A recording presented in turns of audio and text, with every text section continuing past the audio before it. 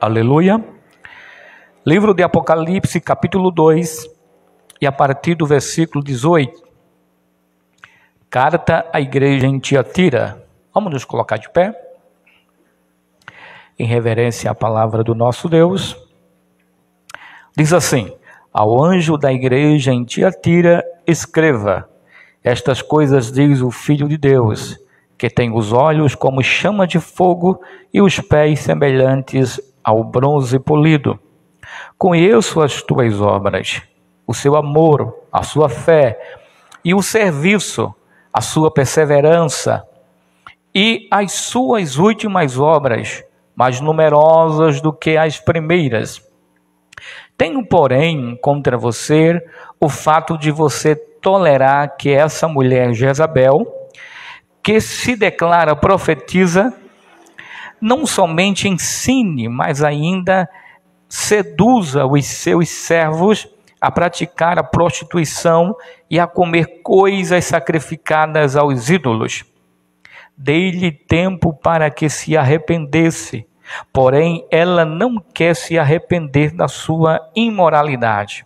Eis que farei com que fique acamada e trarei grande tribulação aos que com ela adulteram, caso não se arrependam das obras que ela incita. Matarei os seus filhos, e todas as igrejas saberão que eu sou aquele que sonda mentes e coração, e retribuirei a cada um de vocês segundo as suas obras. Digo, porém, aos demais de Tiatira, a todos aqueles que não seguem essa doutrina e que não conheceram, como eles dizem, as coisas profundas de Satanás: não porei outra carga sobre vocês, tão somente conservem o que vocês têm, até que eu venha. Ao vencedor que guardar até o fim as minhas obras, eu lhe darei autoridade sobre as nações, e com cetro de ferro as governará, e as reduzirá a pedaços como se fossem objetos de barro. Assim como também eu recebi a autoridade de meu Pai, e eu lhe darei ainda a estrela da manhã. Quem tem ouvidos, ouça o que o Espírito diz às igrejas. Amém? Irmãos, vamos neste momento, podeis sentar. Glória a Deus. Meus amados irmãos, estamos iniciando mais um estudo. Estudamos sobre, vamos repetir, estudamos sobre a igreja de Éfeso, a primeira carta à igreja de Éfeso, a segunda, vamos lá? A igreja de Esmirna, a terceira, Pérgamo, e a quarta agora, Tiatira. Vamos conhecer um pouco sobre esta igreja, irmãos, sobre esta cidade, sobre os costumes, a cultura, para entendermos bem o que Jesus estava falando com a sua igreja, Tiatira, e o motivo pelo qual Jesus exortou, olhou para a igreja e elogiou-la, pelo fato de ela ser uma igreja que era cheia de fé, cheia de obras, mas também ele a exortou pelo fato de ela se sujeitar o que nós vamos estudar. A cidade de Tiatira, dentre as 7 cidades, era a cidade menos importante da Ásia Menor.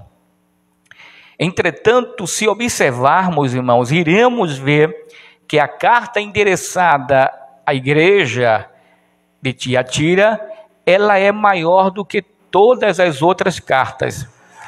Dentre as 7 cartas, a carta de Tiatira é a maior. Vale também destacar que Tiatira não se igualava à cidade de Éfeso, que tinha uma estrutura política e religiosa extraordinária, não se igualava à cidade de Esmirna e nem tampouco à cidade de Pérgamo, que era a capital da Ásia Menor. A cidade de Tiatira era uma cidade inteiramente comercial. Em comparação às outras cidades já supracitadas, entretanto, Tiatira era uma cidade que sofria muita influência política e religiosa, assim também como as outras. A cidade de Tiatira foi construída em um local privilegiado, pois ela ficava mesmo no caminho por onde passava o correio imperial. E era por esse caminho que se fazia todo o intercâmbio comercial entre a Europa e a Ásia. Para quem não sabe, Europa é um continente e a Ásia também é um outro continente. Para quem não sabe, só os países asiáticos têm reconhecido 49, menos Taiwan e a Palestina, que não é considerado como países. E veja como era grande a expansão. E todas essas cidades, passavam, pelo meio da cidade de Tiatira. A cidade abrigava muitas corporações comerciais. Cada uma dessas corporações tinha sua deidade patronal. Isso quer dizer que em Tiatira a vida econômica estava intimamente ligada ao paganismo. A economia de Tiatira estava diretamente ligada à vida religiosa da cidade. Cada atividade comercial tinha sua própria agremiação, que possuía sua deidade patronal. Em outras palavras, cada ramo de negócio tinha seu próprio Deus. Então, basicamente, para que alguém pudesse participar da vida comercial da cidade, tinha que pertencer a uma agremiação e, consequentemente, se comprometer com os seus rituais religiosos. Esses rituais contavam com grandes banquetes que serviam alimentos sacrificados aos ídolos, seguidos por práticas imorais. Não é difícil entender que tudo isso gerava grandes problemas para os cristãos da cidade. Ao se recusarem a participar dessas agremiações por causa de seu compromisso com Cristo, os cristãos eram praticamente excluídos da vida social e comercial da cidade. Daí dá para nós entendermos que cidade era essa, a cidade de Tiatira, e que situação os irmãos, a igreja, vivia. Quem fundou, daí eu começo, quem fundou a igreja de Tiatira? O livro de Atos dos Apóstolos registra a conversão de Lídia, uma mulher de Tiatira que foi convertida a Cristo em Filipos durante uma viagem missionária do apóstolo Paulo. E isso nós podemos ver no livro de Atos dos Apóstolos, capítulo 16 e versículo 14. Lídia vendia roupas de púrpura e muitos estudiosos acreditam que seus produtos vinham da cidade de Tiatira, sua cidade natal. E é por isso que muitos estudiosos acreditam que foi esta mulher, por nome Lídia, vendedora de púrpura, que levou o evangelho de Cristo para essa cidade, e ali o evangelho floresceu. Quem fundou, irmãos, a igreja em Tiatira? Quem foi? Lídia. A maioria dos estudiosos acreditam que foi Lídia que levou o evangelho. Paulo ganhou ela para Jesus, e ela, quando voltou para sua cidade, sua terra natal, pregou o evangelho, e ali a igreja floresceu. Veja como é importante o ministério da mulher.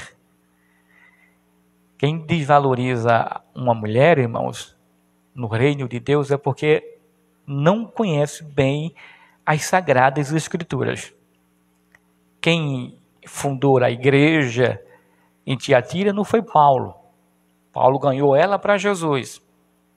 Não foi Pedro, não foi João. Quem foi? Lídia. Lídia foi quem abriu a igreja, pregou o evangelho, ganhou almas para o reino do Senhor, e ali foi alicerçada e estruturada uma igreja. A igreja de Tiatira, no capítulo 2, e a partir do versículo 18 e 19, olha o que é que diz. E ao anjo da igreja de Tiatira escreve: isto diz o Filho de Deus, que tem seus olhos como chama de fogo, e os pés semelhantes ao latão reluzentes. Eu conheço as tuas obras, e a tua caridade, e o teu serviço, e a tua fé, e a tua paciência, e que as tuas últimas obras são mais do que as primeiras. Observamos, irmãos, que Jesus, quando manda o apóstolo João escrever, Jesus começa por chamar a atenção da igreja de Tiatira sobre a sua filiação divina. Ou seja, ele começa a dizer, estar aqui o Filho de Deus, que tem os seus olhos. Quando ele fala Filho de Deus, ele estava falando sobre a sua divindade. O que Jesus, o texto está dizendo que, sendo ele o Filho de Deus, ele também é Deus. Ele é uma divindade. Mesmo ele vindo a este mundo, se transformando, se encarnando em um corpo humano, ele não deixou de ser Deus, Filho de Deus. E ele deu a sua vida, morreu, mas ao terceiro dia ele ressuscitou dos mortos, e ele está vivo. Ele estava dizendo, aqui está a divindade dessa igreja. Aqui está, o que Jesus queria dizer era isso. Aqui está o Deus desta igreja. Esse que vos fala é o Deus desta igreja. Como na cidade de Tiatira havia vários deuses para todos os gostos, mas o Deus da igreja em Tiatira não era o Deus da cidade de Tiatira. O Deus da igreja que estava em Tiatira se chamava Jesus, o Filho de Deus, aquele que é o próprio Deus. Mas o versículo vem dizendo que tem seus olhos como chama de fogo e os seus pés semelhante a um latão reluzente. Quando Jesus fala, e nós já estudamos isso no capítulo 1, quando fala de chama de fogo, ele fala da profunda sabedoria de Deus e do justo julgamento dele. A capacidade que Deus tem de investigar o que passa dentro da nossa mente, do nosso coração. Dá também a entender que ele estava pronto a queimar qualquer coisa que talvez a igreja esteja ou estivesse fazendo de errado. Ou quem sabe algum pecado que esteja tentando esconder. Ele estava dizendo, olha, ninguém foge do meu olhar, ninguém escapa da minha visão, ninguém se esconde de mim. O que Jesus queria passar para a igreja era isso. Ele estava dizendo, olha, tudo que acontece aqui na igreja, eu sei de tudo. Na carta lá à igreja de Éfeso, a Bíblia diz que Jesus era aquele que andava no meio dos 7 candeeiros. Lembra que eu preguei e disse que andar entre os 7 candeeiros se refere àquele que está investigando, anda no meio das igrejas, nos policiando, E não somente, eu não me refiro aqui ao templo, porque a igreja somos nós, irmãos. E aonde nós estivermos, né, Jesus está conosco, e não tem como nós escaparmos da presença, do olhar de Deus. Ninguém tem. Então ninguém pode escapar. O que Deus, Jesus estava dizendo para a igreja é que ele estava vendo tudo. Os seus olhos via tudo que a igreja de Tiatira fazia. E quando ele fala que os seus pés é semelhante a latão reluzente, fala de sua pureza, fala daquilo que é puro, daquilo que não é misturado. Na época, geralmente, eles misturavam tanto ouro com outros metais. É por isso que a Bíblia fala sobre ouro, a prova do ouro. E essa prova do ouro era baseado porque os homens naquela época lá já falsificavam ouro. Como na cidade de Tiatira trabalhava muito com o bronze, e eles misturavam o bronze com outros metais. E ele estava dizendo: aqui está quem é puro, aquele que não se mistura, aquele que não se contamina. E ele estava falando para a igreja, e a gente vê nas Sagradas Escrituras que Jesus, irmãos, ele não teve pecado nenhum. Ele não pecou, ele não errou, ele não saiu do prumo, ele não errou o alvo. Jesus não se misturou com nada, mas nós vamos entender mais na frente, irmãos. Quando ele diz assim: eu conheço as tuas obras. Jesus conhecia todas as coisas que os irmãos de Tiatira tinham a seu favor. E isso no versículo 19, ele diz assim: Jesus conhecia as suas obras, por isso ele os elogiava. Era evidente, era claro que o serviço que a igreja de Tiatira prestava a Deus não era em nada inferior aos das outras igrejas, como a igreja de Éfeso, a igreja de Esmirna e a igreja de Pérgamo, a igreja de Filadélfia, enfim, todas as igrejas. Diferentemente da igreja de Éfeso, a igreja de Tiatira não havia ainda perdido o seu primeiro amor.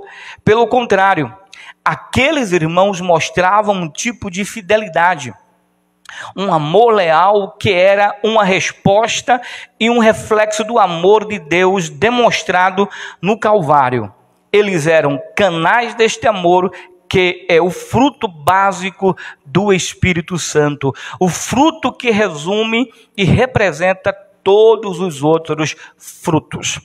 Observamos que primeiro Jesus conheceu as obras da igreja eram as obras perfeitas, eles trabalhavam, multiplicavam. Jesus conhecia o amor da igreja por Cristo, e a gente observa o seguinte, irmãos, que tem gente que não ama a Deus. Diferente da igreja de Éfeso, que perdeu o seu primeiro amor, perdeu o amor a Deus e o amor ao próximo. A igreja de Tiatira não, Jesus o reconheceu que ela tinha amor por ele.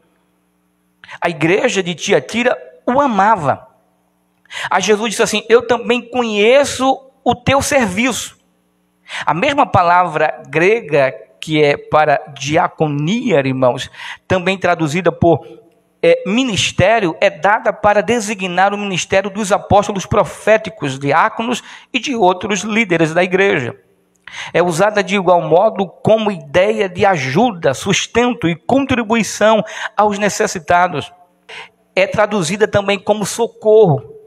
Então a igreja de Tiatira, uma igreja que ajudava o seu próximo. Ela era uma igreja caridosa. Era uma igreja que sustentava os necessitados, ou seja, ajudava os necessitados. É por isso que a Bíblia, quando fala serviço aqui, dá a entender que era uma igreja que servia, estava pronto para servir, porque a palavra de serviço que vem diaconia quer dizer aquele que está para servir, serviçal. Então a igreja servia, era uma igreja que gostava de doar, de ajudar os necessitados. Então isso Jesus tinha a seu favor. Ela era uma igreja que ajudava. Aí hoje a gente vê, irmãos, hoje em dia, não são todos, né? Porque se a gente observar dentro da igreja, irmãos, em uma igreja, de uma forma geral, tem irmãos Tiatira, tem irmãos Filadélfia, tem irmão Laodiceia, tem irmão Esmirna, tem irmão Éfeso, não é verdade? Tem irmão, né? Tem irmão, tem igreja para tudo que é gosto, tem gente de tudo que é gosto dentro da igreja. Mas essa igreja tem aqueles que gostam de ajudar e tem aqueles que não gostam de ajudar, que não estão nem aí para ajudar, para cooperar. Os cultos de adoração em Tiatira devem ter trazido glória a Deus e edificação à congregação. Estes cristãos devem ter tido também um coração voltado aos pobres, aos humildes, às viúvas, aos órfãos e aos estrangeiros. Seu cristianismo era evidente no viver diário. As pessoas conheciam a igreja pelas obras que ela fazia. E Jesus, através dos apóstolos, o apóstolo Paulo, o apóstolo Tiago, ele disse que a fé sem as obras é o quê? É morta. Assim como a fé sem as obras é morta, as obras sem a fé também é morta. Tiago diz assim, olha, tu traz a tua fé e eu levo as minhas obras. Só que a tua fé não serve para mim, nem as minhas obras servem para você. O que vai servir, o que vai ter de benefício é se você tiver os dois, fé e obra. E a igreja de Tiatira era uma igreja que tinha fé. A sua fé também foi destacada no versículo 19. Pode observar aí. Não somente conservavam a fé em Deus e em sua palavra, como também manifestavam o dom da fé. Irmãos, existem 3 tipos de fé. Existe a fé como dom na Bíblia, a fé como fruto do Espírito e a fé natural que nós temos. E a fé natural é essa que nos leva a Cristo, né? Passamos a crer em Cristo. Depois que nós cremos e aceitamos Jesus, aí as outras fés se manifestam em nossas vidas. E aqui a fé, além do dom da fé, porque para você orar pelo enfermo, para você orar a Deus, pedir algo a Deus, é preciso que você tenha fé. É uma fé divina, não é uma fé humana. É por isso que tem gente que diz assim, aqueles crentes são loucos. E eu quero já falar aqui um pedaço da mensagem que eu vou pregar no domingo agora. Irmãos, é melhor morrer crendo em Deus do que morrer sem crer. É melhor morrer tendo fé em Deus do que morrer incrédulo. Sabia disso? E vocês vão ouvir essa mensagem domingo. Então, eles tinham fé, e a fé também em obediência. Eles eram obedientes. Essa fé de obediência, eu não posso fazer isso porque o meu Deus não quer que eu faça isso. Então, eu prefiro ser obediente a Deus do que ser obediente ao homem. Essa fé de obediência do fruto do Espírito, e o fruto do Espírito é o que? É bondade, longanimidade, é fé, é mansidão, é caridade, enfim. E está a fé, e a fé como obediência. Irmãos, pode acontecer o que acontecer, mas você, o crente verdadeiro, ele permanece fiel a Deus até o fim. Mesmo que os médicos desenganem, mesmo que a sua vida venha a ser ceifada, mas ele morreu crendo em Deus, acreditando em Deus. E se eu perguntar para vocês, irmãos, quantos cristãos morreram? Um monte, crendo em Cristo. Então é preciso ter fé e obediência, irmãos. Eles também eram pacientes, tendo o sentido de constância, estabilidade e perseverança no meio do laboro e do sofrimento. Esta força de vontade era parecida com a de Cristo. Somente poderia vir através de uma comunhão constante com o Espírito Santo. Quem não tem esta comunhão com o Espírito Santo, irmãos, na primeira investida ele, corre. Lembra dos cristãos que foram mortos na arena? E passa até um vídeo na internet aí, se a gente quiser ver, ele faz aquela simulação que vem um leão e ainda rouba, né, o filho do braço do pai ou da mãe. E eles na arena, mas não negavam a Cristo. Policarpo, Antipas, enfim, que morreram por amor para o Evangelho. E aqui na igreja de Tiatira, eles eram fiéis, pacientes, mesmo no sofrimento. Ele tinha a esperança de que Deus iria trabalhar ao seu favor e iria abençoar a vida da igreja, irmãos. É isso que nós devemos fazer. O trabalho ao Senhor havia crescido de forma progressiva desde o início. Suas últimas obras eram maiores do que as primeiras. As suas obras eram maiores do que as primeiras. Olha só, começou com Lídia, uma pessoa que foi evangelizada pelo apóstolo Paulo, ganhou ela para Jesus, ela voltou para a cidade, pregou a palavra, pregou para o seu marido, pregou para os seus filhos, pregou para o seu amigo, pregou para o seu... Saiu pregando, a igreja foi crescendo e cresceu.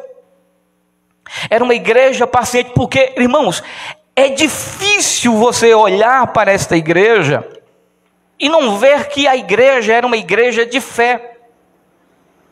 Porque você já imaginou você não poder se contaminar? Porque o que Deus queria dessa igreja é que ela não se contaminasse com as coisas que tinha na cidade de Tiatira.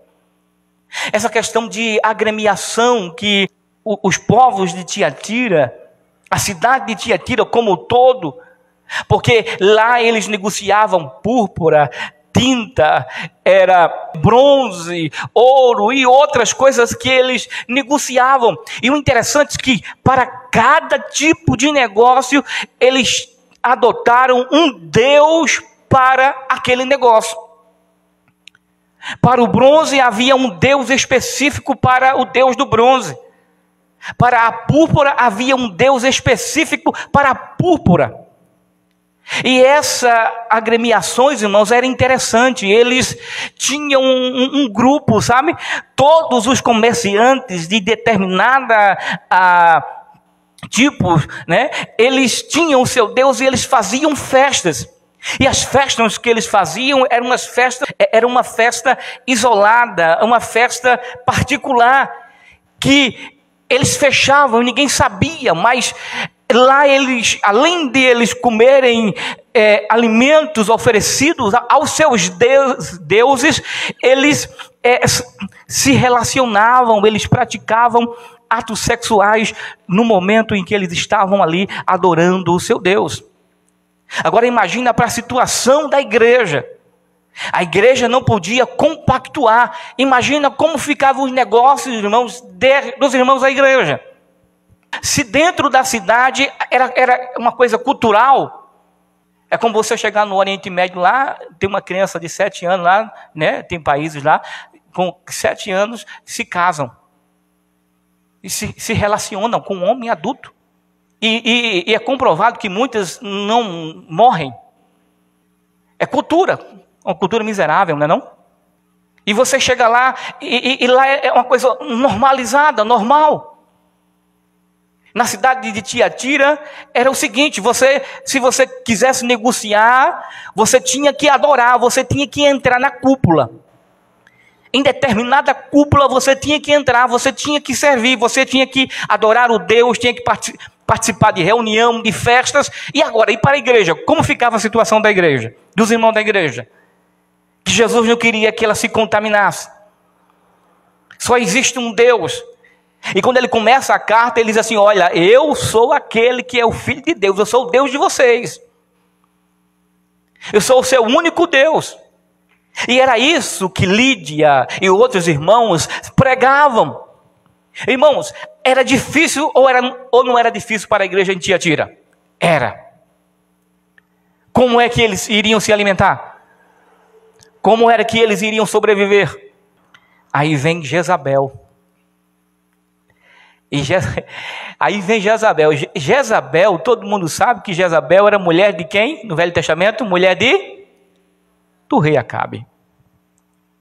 E o que Jezabel queria era fazer com que o seu Deus, o Baal, o Deus dela, fosse o único Deus de Israel.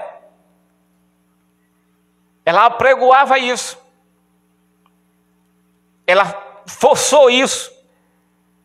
Aí só que havia o quê? Fora Elias, 400 homens que não tinham se rendido. 400 profetas de Deus. E aí chega Jezabel. E Jezabel, quando Jezabel chega, ela chega com uma proposta indecente, mas convencível. Convenceu os irmãos. Olha, não tem como a gente viver nessa cidade. Olha só a proposta dela. Não tem como nós vivermos nessa cidade sem compactuar com a cultura, com o costume da cidade. Nós não temos como viver ou sobreviver. Nós temos o privilégio de se misturar com eles e conhecer os seus defeitos. E conhecer bem de perto Satanás. Aí temos como trabalhar contra as investidas de Satanás. Olha a proposta de Jezabel. Eu conheci uma irmã, uma crente, que ela queria curar um rapaz homossexual. E ela se relacionou com ele. E ela disse que a intenção dela era curar. Era mostrar a ele que ele era homem. Olha só que ideia. A ideia de Jezabel. Veja que essas coisas que muitas vezes, irmãos, entram na igreja, que trazem para a igreja, que não está na Bíblia, a gente precisa ter cuidado, irmãos. Não está na Bíblia, não está no Evangelho.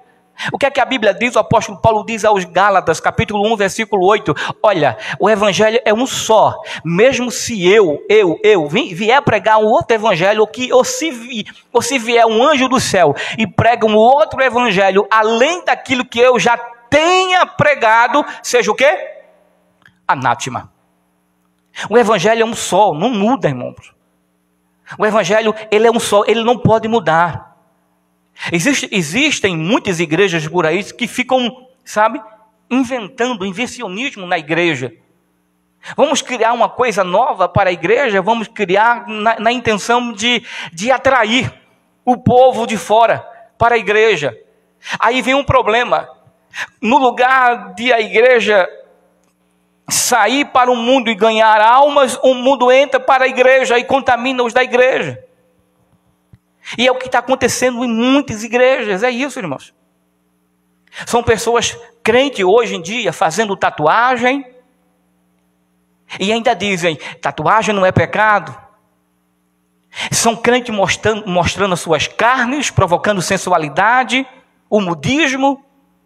Existe até a praia do nudismo. E olhe lá, porque eu nunca ouvi, mas eu tenho quase certeza que tem crente indo para essa praia.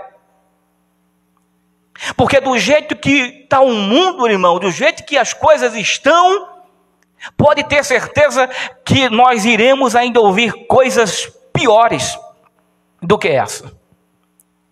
E as profecias da igreja devem ser examinadas. Se alguém pregar, se alguém profetizar, a gente tem que olhar na Bíblia. Está na Bíblia ou não? Se tiver na Bíblia, é certo. Se não tiver, cai fora.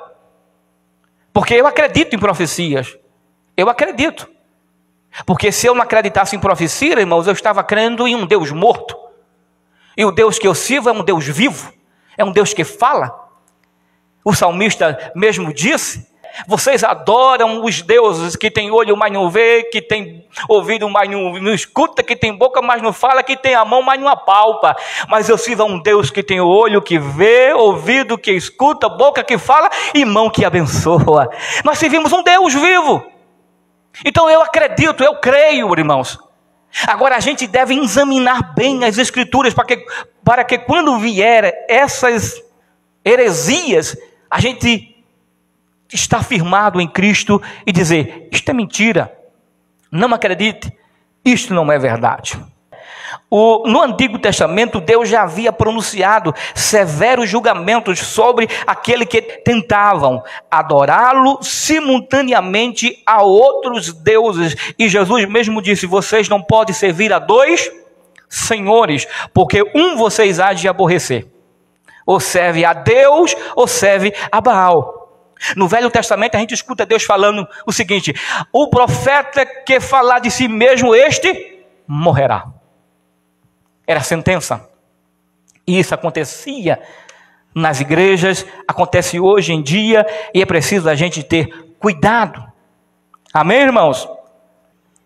No versículo 22, Jesus promete que julgará, porque no versículo 20 ao versículo 23 diz assim: mas tenho contra ti que toleras Jezabel, mulher que se diz profetiza, ensina e engana os meus servos, para que se prostituam e comam dos sacrifícios da idolatria. E dei-lhe tempo para que se arrependesse da sua prostituição, e não se arrependeu.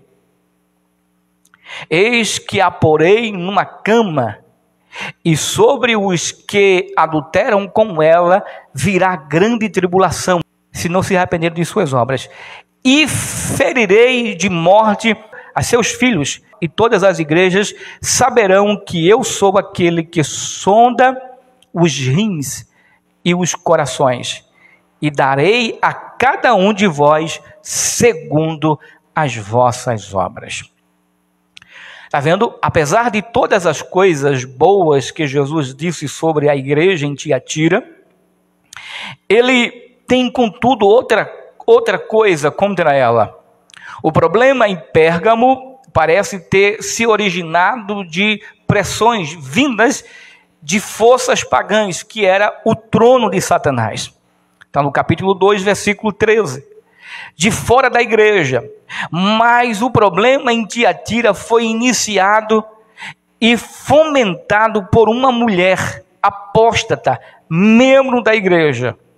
E alguns estudiosos dizem, segundo o sentido da palavra essa mulher, alguns dizem que esta mulher poderia ser a mulher do pastor, ou uma mulher que tinha muita influência na igreja. E vocês sabem, tanto quanto eu, que sempre tem nas igrejas maiores alguém que tem mais influência do que a outra, ou não tem? Não é assim?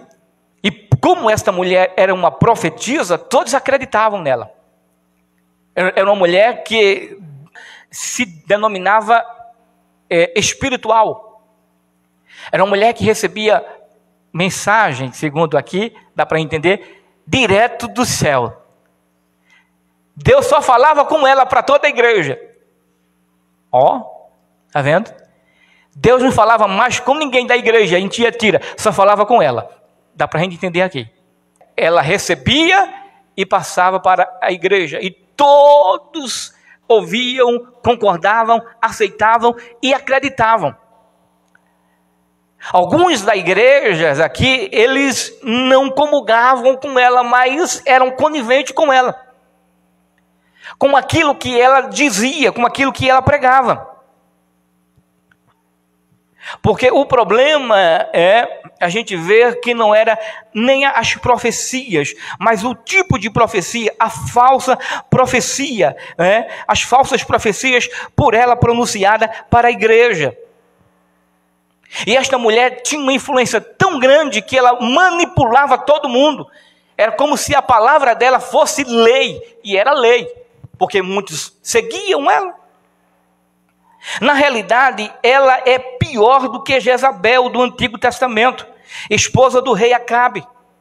Porque essa tentou, né, substituir a adoração ao Senhor em Israel pelo culto a Baal, buscando fazer deste Deus o seu Deus nacional.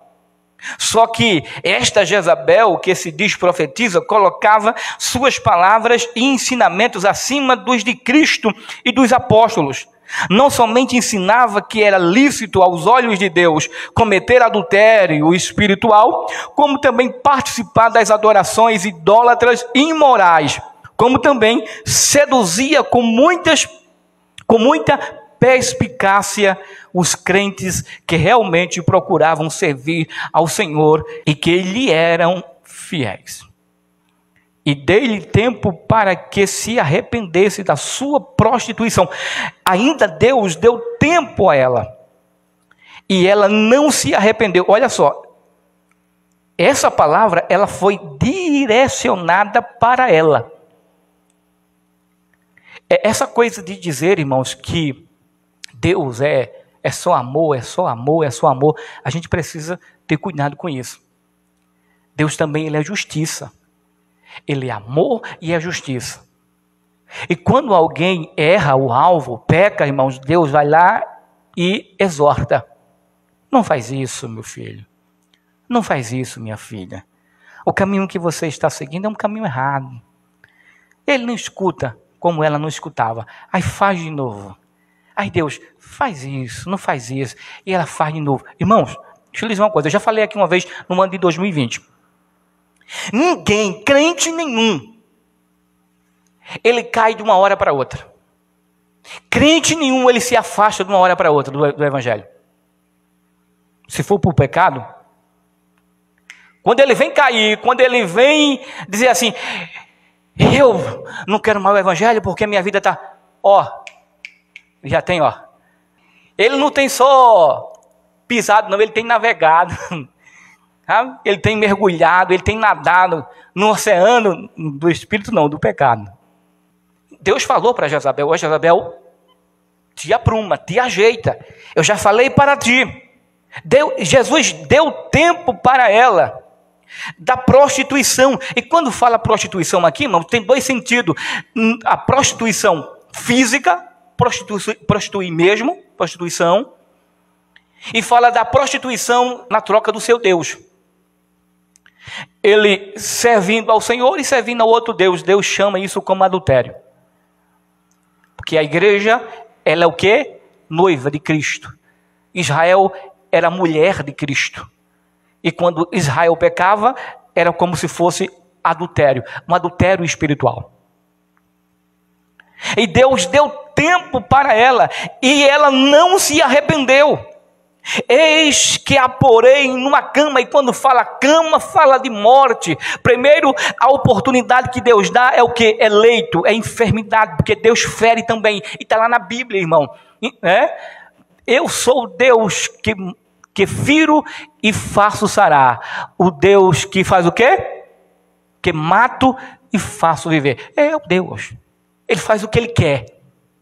E se ele quer punir alguém, ele pune, pode ficar tranquila.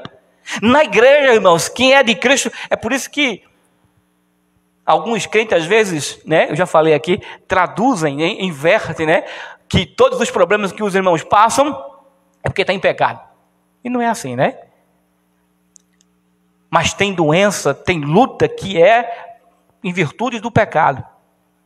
E Deus, ele primeiro coloca ali no leito, né, para depois ele matar. É assim, irmãos. Pode acreditar. Mas, irmãos, o Deus é o Deus de misericórdia. Se não se arrepender, irmãos, Deus, ele mata. Deus faz assim. O que Deus, ele quer é poupar a sua igreja. Amém? A sua igreja deve ser preservada. Ela né? Jezabel estava acabando, levando os fiéis, os filhos de Deus, para a perdição. Aí Deus disse: não, você vai morrer. Não brinque não. E não se arrependeu. Eis que a porei em uma cama, e sobre os que adulteram com ela, aqueles que seguem com ela, né, virá grande tribulação. Aqueles que seguem ela vai passar por grande tribulação, irmão. Aí é quando o dinheiro não dá para nada. É quando todo mês gasta dinheiro com doença, né, com enfermidade. Vai direto na farmácia.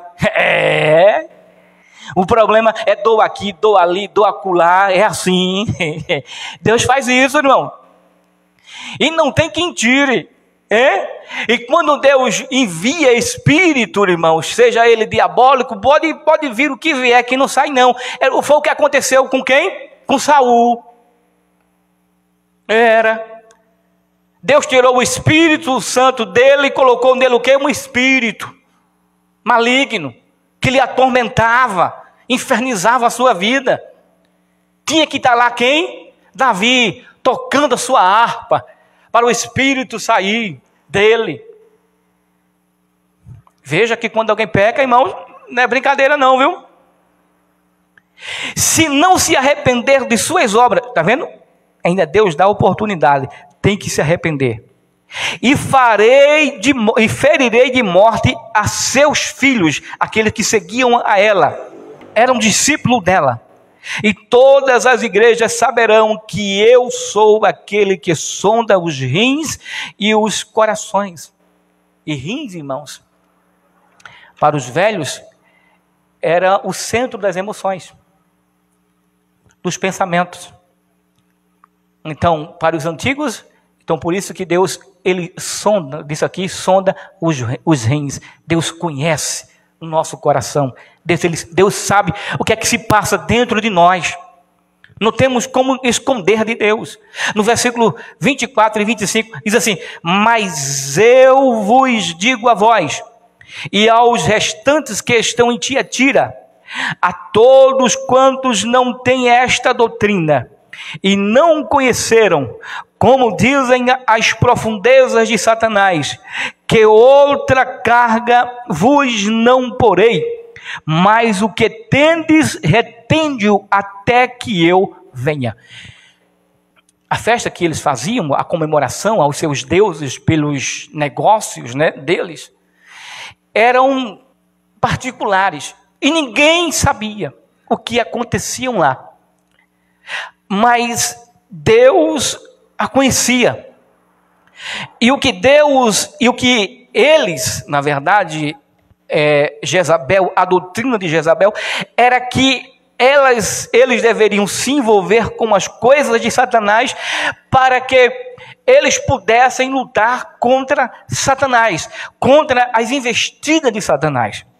E o que a gente vê nas igrejas hoje em dia, irmãos, tem muitas igrejas que elas trabalham mais com Satanás do que mesmo com o nome de Jesus. É assim. Tem igreja que são igrejas profissionais, que todo culto tem que ter uma pessoa endemoniada na igreja.